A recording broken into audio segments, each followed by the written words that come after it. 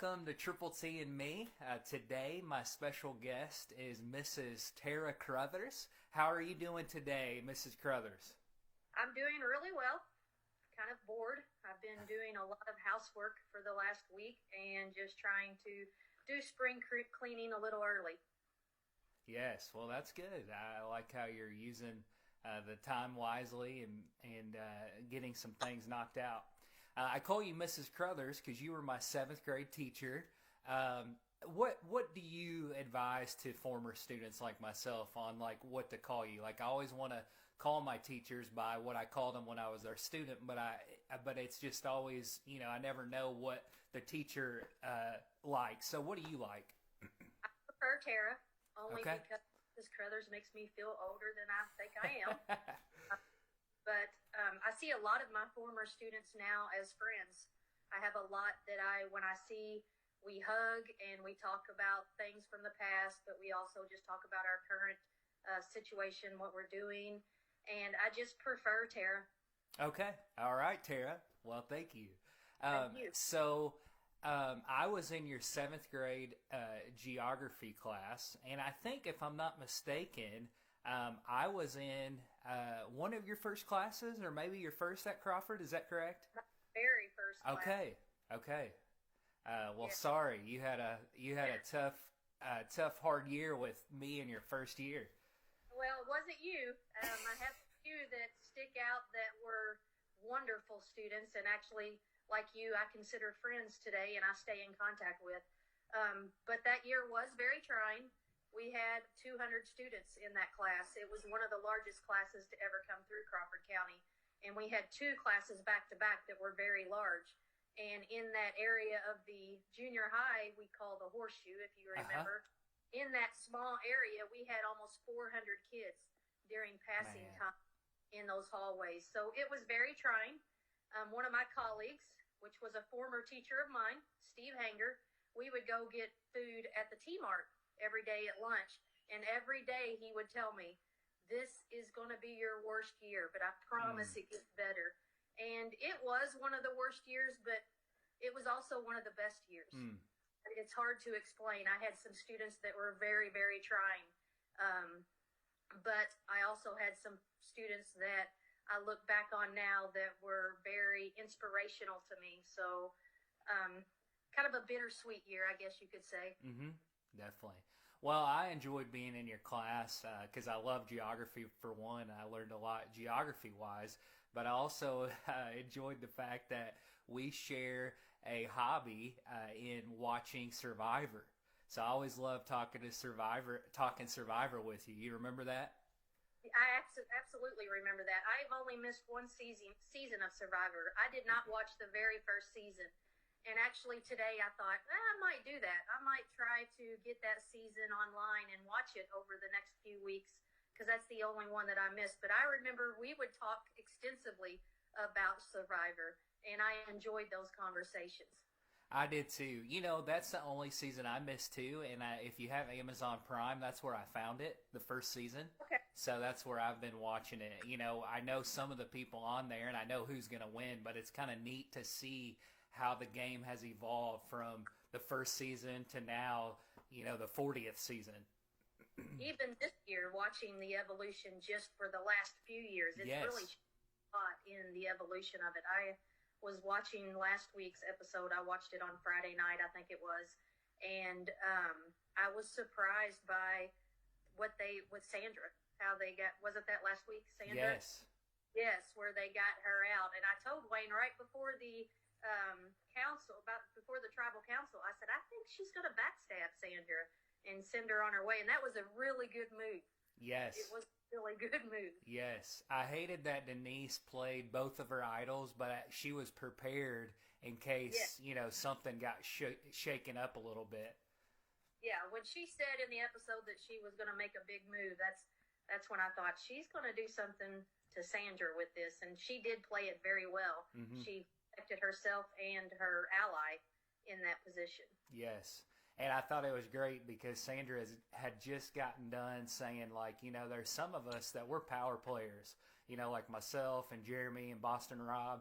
And then Yeah. Denise is like, okay, I'll show you Power Player. So that was really neat. Look at her face when she was like, all right. Yes, yes. So, who, excuse me, who are you pulling for? Who are you hoping comes out the sole survivor?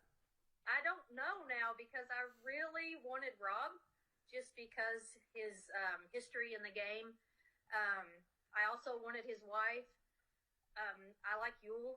Uh-huh. Is that how you say Yes. Yule? I really like him, and I like Parvati. Mhm. So one of those two, I'm hoping. Okay, so you seems like you side more with the old school players than the new school players. Well, yeah, I do like Nick though. Isn't Nick the one from Kentucky? Yes, yes. I really like him too, and that's because I consider him kind of a hometown area. Yes, So, yes. Yes. Well, who's your, and maybe it is one of those you just mentioned, but who's your all-time favorite castaway member ever to be on Survivor? Wow, that's a tough one because there's so many. Even though I didn't name him to win, probably Ethan. Uh-huh. Really liked Ethan. And then I can't remember her name. There was a lady, a blonde-haired lady that won it. She was very, very close to a younger guy in the episode, and I can't remember their names, but I really liked them. If you can help me out on that. Was that Tina? Was it Tina, Tina. who won Australia? Yeah, season 2. Yeah. Yep. Tina. Ended up beating out Colby. Kobe. Yeah. Yes, Tina and Kobe. I really liked them. Yes, yes, yes. That was a good season. I really want to rewatch the seasons, though, because I forget some of the, they kind of run together after a while because there's, 40 seasons. So, but it's fun. Like 40 seasons, and that we've watched 39 of them. Yes. And what blows my mind is, those people that aren't fans like ourselves, when you mention Survivor, they're like, that show's still on? It's like, yeah, it's still on. How can you not know that? It's awesome. I love reality television. I watch another one called Big Brother in the summer just to get my reality fix. I love it. I love it. So who's your little buddy there? This is Baxter. Baxter. He has became attached to me for the last week and a half. He likes having me at home. I bet. How long have you had Baxter? He's 4. Okay. He was I got 2 actually. I don't know where the other one's at, but they were gifts for Bree that kind of become my buddies. Oh, awesome. And how old is your daughter Bree now? She is 12. She just turned 12 a couple weeks ago. Okay. Believe it or not. Okay. So what does she like to do for fun? She likes to talk on the phone, like Okay. most teens. She has a couple friends she talks to a lot. She really likes to hang out with me, Wayne, and myself, and her friends. She's right here. She's really wanting to get in the picture. Yeah, come on in, Bree. Say hi. Hi. Hey, Bree. How is it being home? How's it? Good. Good. She's not a fan of school, so she kind of likes this whole quarantine idea. She asks me every day, when do you think we're going to go back? And I'm like, I don't know. I know it won't be before May 1st. Yes. So. Yes. Well, speaking of school, I understand that you just started a new role in the last year. So tell us a little bit about that. Yeah, I started over about a year and a half ago, 2 Okay. years ago, started working on getting my administration license. I initially started working on it because my goal was to be athletic director. I don't know if you knew that. I wanted to try to take over for Jerry when he retired. Uh-huh. And had been helping him for about 7 or 8 years. And I decided that's the role that I wanted to go, the next direction. And I thought that having an administrative license would help me move into that position. And then last summer, a position came open. And I really didn't know because if you ask anybody that was talking to me at the time, I didn't think that I was ready to be a principal, to lead a school. And when it came open, I prayed about it. My husband and I talked about it. I had somebody that I admire and just respect so much tell me that they thought this was a better position for me and for my family because athletic director takes a lot of time away from your family. So I put in for it, and the day before school started, I was hired to be the principal at East Crawford Elementary. It's just been a blessing. God knew exactly what he was doing when this position came open, and by leading me to think that administration would help me get the athletic director job, because I absolutely love what I'm doing now. Not that I've always loved what I do. I love education. Sure. And I love the relationships that I have built with my former students. Some of them are students that struggle. They struggle at home, they struggle at school, and just to be able to help those kids become successful in school is just one of my best memories as a teacher. But then for some reason, I was just led somewhere else. And the more that I'm in this position, the more that I think that I'm exactly where God wants me to be. That's great. That's great. So what was it that made you want to go into education from the start? That's a good question. It didn't start right out of high school. I'm one of those people that out of high school, I really didn't know what I wanted to do. I think 18 is a very young age to decide, what do I want to do with the rest of my life? I started into college. I didn't take it very seriously when I first started into college. I ended up going to IUS with a bunch of high school friends, and we saw this as a time to, I don't know, just be free and do whatever we wanted to do. And then a job came open at Ford Motor Company, and I got lured by the pay and the money that I thought that I was gonna make, and that I thought at the time money equals happiness. So I took this job at Ford Motor Company, and it ended up being very miserable. I worked there for almost 2 years, up until just in the last couple years, I made more at Ford in those 2 years that I worked than I did as an educator. And I ended up quitting at Ford, and I thought, I'm going to go back to school.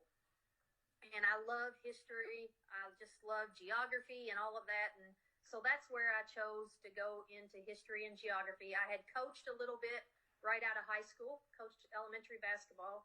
And I looked back on it and thought I really loved being with the kids.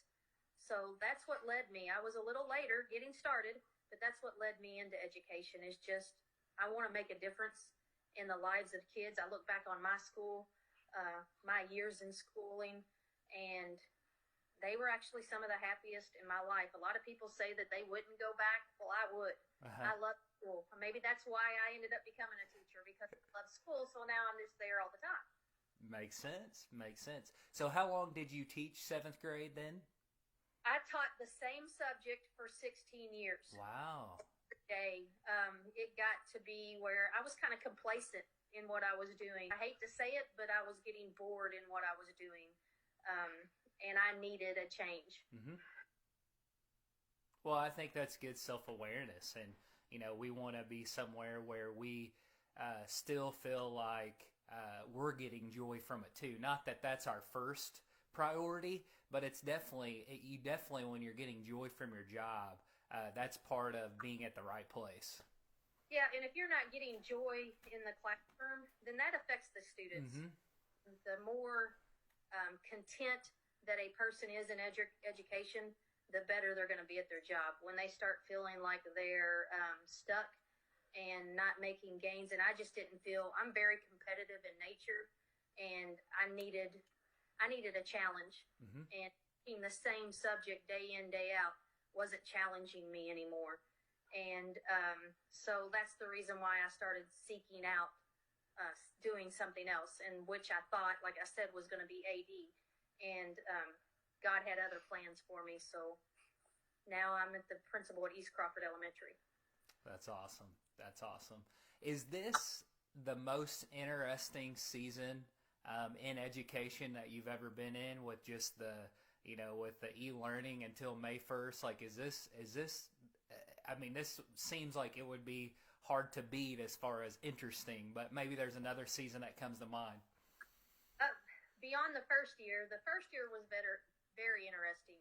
Like I said, that was a very challenging class. I'm sure you remember some of your classmates. They could be, but you could also remember some of it was some of the best kids that I've ever came in contact with. This year is probably the most interesting, just because of the change that I have had in my career. We've done a lot at East Crawford Elementary. I have a great staff there, and they care so much and they work so hard. But, throughout all the Crawford County school system, I think that it's full of people, from the superintendent all the way down, everybody. They just truly care about what they're doing. The change this year, the last couple of weeks, has been very interesting, trying to figure out how we're going to navigate this COVID-19 and the shutting down of the schools. We are meeting next week on the 30th to try to decide how we're going to address this situation curriculum-wise for the kids. But at this point right now, I don't really want the kids to worry about what they have to do with school. I want them to enjoy time with their families. I think that with Bree, too, I do make her do a little bit of reading every night. But also it's time for them to be kids, go outside, play outside, social distancing, but enjoy life. I think that's good, and I think you hit it. I mean, that's the blessing in all. But I think the blessing in it is a lot of things have paused, so that we can kind of reset, so to speak, and have that time that we don't always get with our families because of other distractions that have been paused in this time. And it's not forever, it's just for this season. Yeah. And you say reset. I hope that with this change in taking the e-learning, and one of the biggest positives I'm seeing right now, and I may be the minority, but I am really happy that the assessments were canceled this school year, and mainly because I think we put so much stress and so much just so much on just this one test for these students. And I think we need to back up a little bit and realize that, they're not a test. These kids aren't a test, and we need to just cultivate them, not just intellectually, but socially, emotionally, and just remember that we're trying to make kids that are going to be citizens of the future, and they're the future of our country. And putting so much stress on them at starting at kindergarten now and all the way through high school, I'm just glad. I'm glad that they got a little bit of break. There are some worries that come with it. I know a lot of my staff are worried about students that may not have enough to eat. They're worried about students that may not have electricity, that doesn't have water at home. I mean, you come from this area, you know that there is a lot of poverty in Crawford County. And so we worry about the kids that are at home and that school is their safe place. Yeah, there's definitely a lot of needs. And even though, like you said, we need to be socially distanced, doesn't mean we have to be isolated from helping others the way we can, definitely. Yeah. When you think about, I don't mean to put you on the spot because it's been quite a while ago, I guess about 16 years ago when I was in your class, but when you think about me being in your class, are there any memories that come to mind, not just of me, but of class, but maybe just of me? I don't know. There's memories of a lot of your classmates, but with you, I can remember very distinctly. You walked up to my desk one day and we were talking about what you wanted to do in the future. And you told me at 7th grade that you wanted to be a pastor. And most kids, when I hear anything at 7th grade that they want to be, one, it's usually not a pastor. And two, it's usually something that I would say, well, I hope that works out for you. But with you, I knew that was where you were going. Ever since I met you, I knew that you were going to be led by God to do something for Him. I appreciate that.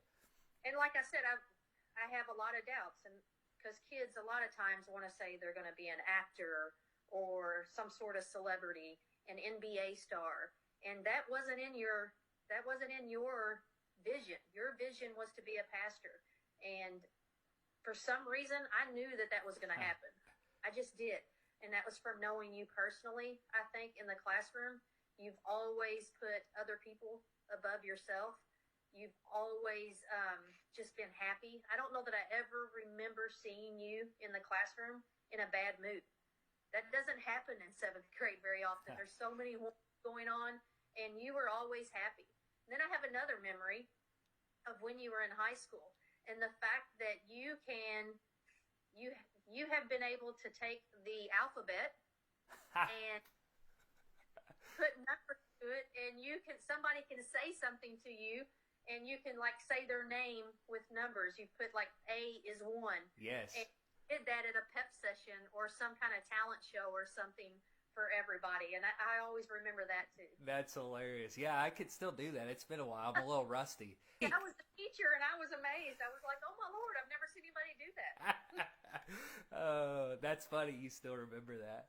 Well, is there anything else that you would like to say to students, to parents, or anybody that are viewers for just anything in general?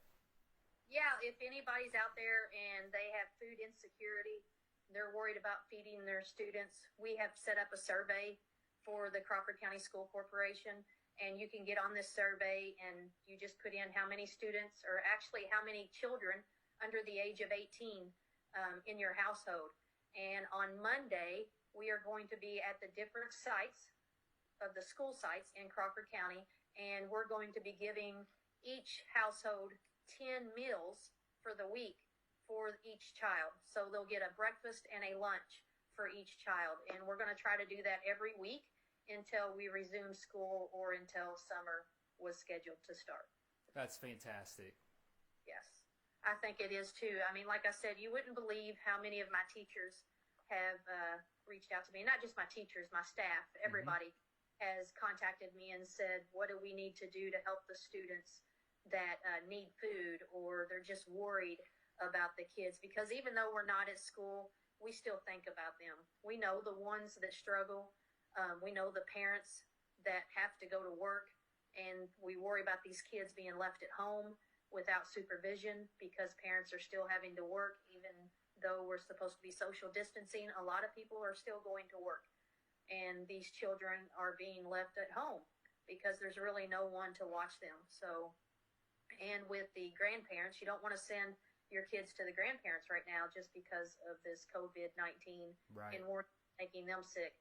I mean, you're probably worried about your mom and your dad and going out in public. And so there's just a lot of things to worry about. And I want everybody to know that there is help out there if they need it. They just need to reach out. That's great. I appreciate that. Well, we'll leave it on a fun question. Okay. What is a crazy, wild thing that you have on your bucket list? A crazy, wild thing on my bucket list. Wow, I don't consider myself crazy. I don't really like to fly. That's one of the things. Hold on, Bree's interrupting. No. I don't like to fly, but I would like to get over that fear of flying, and I would love to go to like Egypt or Israel, the places that I actually taught about when I was teaching in geography, because I taught about Africa and Asia, and I would just like to see some of the things that in person that I have talked about and shared with my students. I don't think that's crazy and wild, but that is on my bucket list. No, that's awesome. I love it. Well, thanks so much, Tarra, for taking the time to chat, and I'd love to close our conversation with prayer. Okay. Lord, I thank you so much for this day, and I just thank you for great memories that I have, great memories of middle school, and I know that those memories are great because of the wonderful people that I was surrounded by when I was in middle school, especially the teachers like Tarra, Lord. And thank you so much for her heart for students and helping others, Lord, and I just thank you for leading her in that role that she's in, and I just thank you for her being willing to help those that are in need, Lord. It's one thing to say you want to help, but it's a whole nother thing to actually do that, and I just thank you for her proactivity in that. Lord, I pray for her and Wayne and Bree in this season of life, and I pray that this interesting season would pass, Lord, and that you would help us to remember that even in the times like this time that we are confused and wondering why it's going this way because it's so different from normal life, that you would help us to remember that you're in control. Lord, thank you so much for Jesus, and we pray all this in his name. Amen. Amen. Thank you so much, and I hope you have a great rest of your day. You too. Thank you.